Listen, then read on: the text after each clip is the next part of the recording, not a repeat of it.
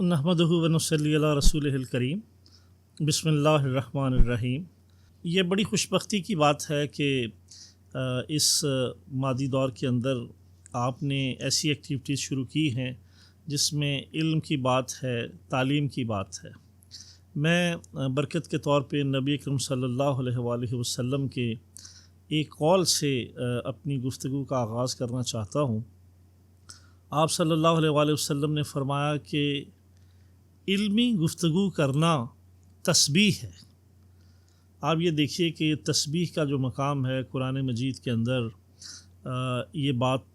کہ ہر چیز خداوند عالم کی تسبیح کر رہی ہے، تو علمی گفتگو جو ہے وہ خدا کی تسبیح ہے۔ اور ہم سب کے لیے یہ مقام شکر ہے کہ اللہ تعالیٰ نے ہمیں ایک موقع دیا ہے کہ ہم آج جس موضوع پہ بات کرنا چاہ رہے ہیں، ٹیچنگ ایز اے پروفیشن، کہ آپ سب خاص طور پہ جو معلمین ہیں، جو اساتذہ ہیں، ان کا اس معاشرے کے اندر انسان سازی میں اور معاشرہ سازی میں جو کردار ہے، اس پہ ہم سب لوگ مل کے گفتگو کریں گے۔ تو بات یہ ہے کہ جو ایک علم کا شعبہ ہے، ویسے انسان کو اللہ تعالیٰ نے جو خلق کیا ہے تو ہر انسان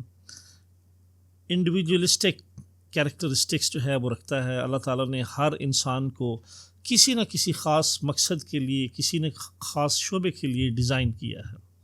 لیکن جو لوگ ایک علم کے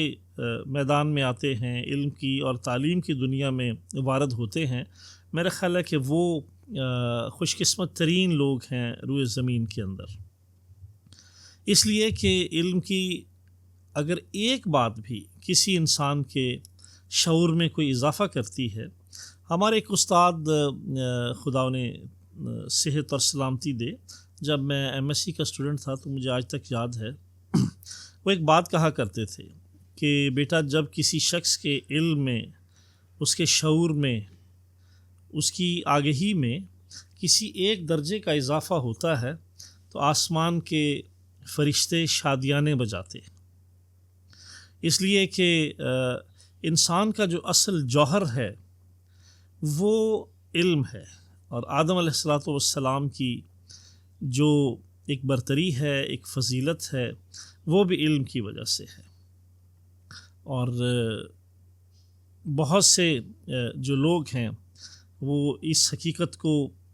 آشکار کر چکے ہیں تاریخ انسانی میں کہ بنیادی طور پہ انسان کا جو ترہ امتیاز ہے، جس کو اشرف المخلوقات ہونے کی جو سب سے بنیادی وجہ ہے، وہ انسان کا علم ہے،